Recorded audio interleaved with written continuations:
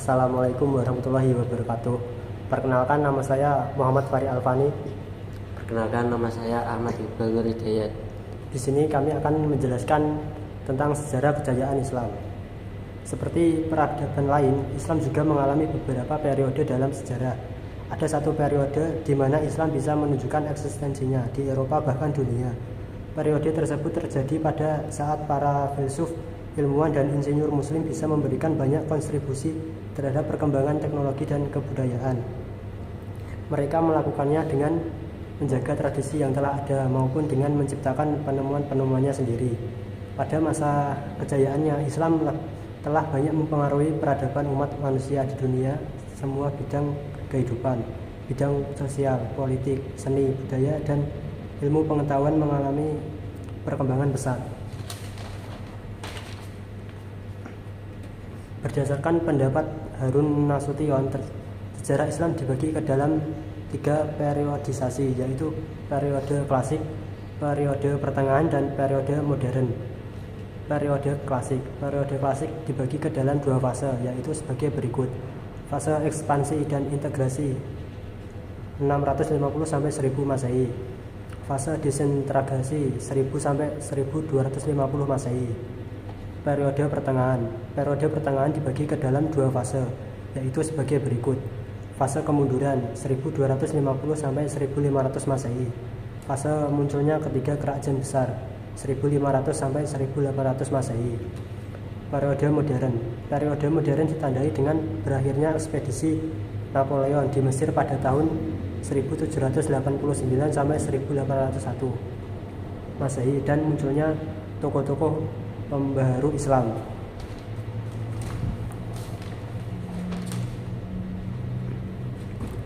Kemajuan umat Islam. Masa kejayaan Islam berlangsung pada periode klasik, yakni sekitar tahun 650 sampai 1250 Masehi. Kemajuan umat Islam pada masa itu didorong oleh faktor internal dan eksternal.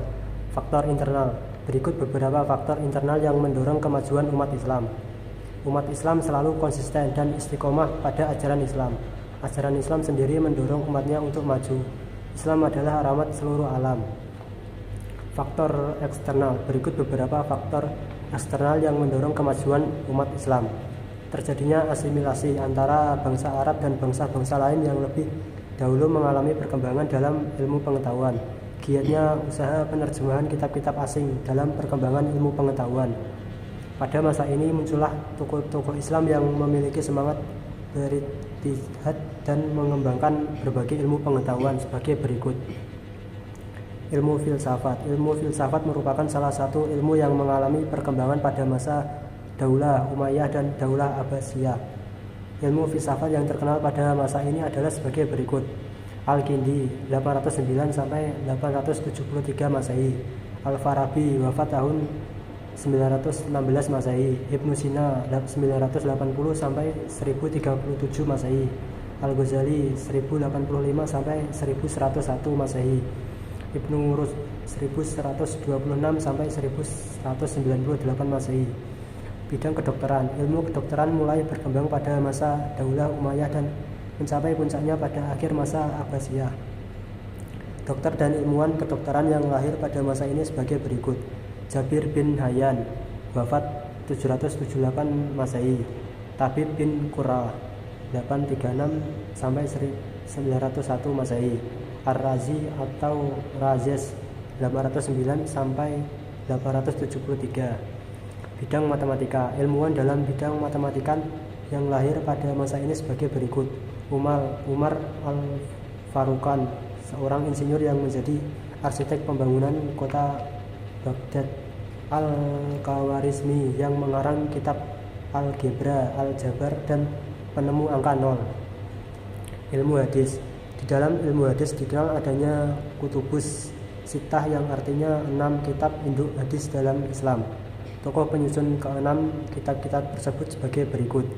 Imam Bukhari 1194 sampai 256 Hijriah. Imam Muslim wafat 231 Hijriah.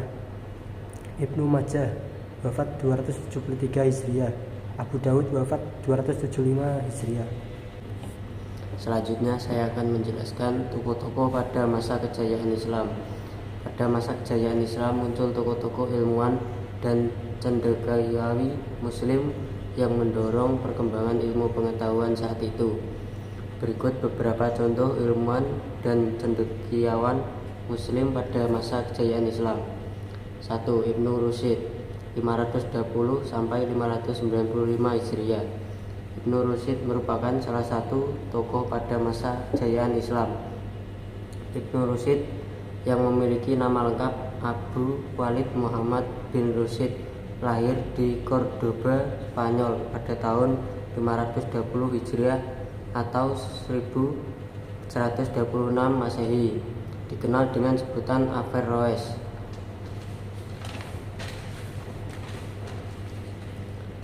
Nomor 2, Al-Ghazali 450 sampai 505 Hijriah. Al-Ghazali lahir di kota Gazabah, sebuah kota kecil di dekat Tus, Khorasan. Al-Ghazali yang bernama lengkap Abu Hamid Muhammad bin Muhammad At-Tusi Al-Ghazali lahir pada tahun 1058 Masehi dan wafat pada tahun 1111 Masehi. Adapun jasa-jasa beliau terhadap umat Islam antara lain sebagai berikut. 1. Memimpin Madrasah Nizamiyah dan Baghdad dan sekaligus sebagai guru besarnya. Yang kedua, mendirikan madrasah untuk para calon ahli fikih di Tus. Yang ketiga, menulis berbagai macam buku yang jumlahnya mencapai 288 buah mengenai tasawuf, teologi, filsafat, logika, dan fikih. Yang ketiga, Al-Kindi 805 sampai 873 Masehi. Al-Kindi adalah filsuf besar pertama Islam karena ia adalah orang Islam pertama yang mendalami ilmu-ilmu filsafat. Yang keempat, Al-Farabi 872 sampai 950 Masehi. Nama lengkapnya Abu Nas Muhammad Ibnu Tarkan Ibnu Uslak Al-Farabi, lahir di Farabi, Transokania pada tahun 872 Masehi dan wafat di Dasmik pada tahun 950 Masehi.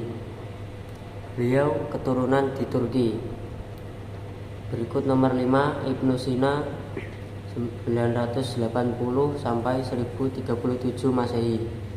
Ibnu Sina 980 sampai 1037 yang juga dikenal sebagai Avicenna di dunia barat adalah seorang filsuf, ilmuwan dan juga dokter kelahiran Persia.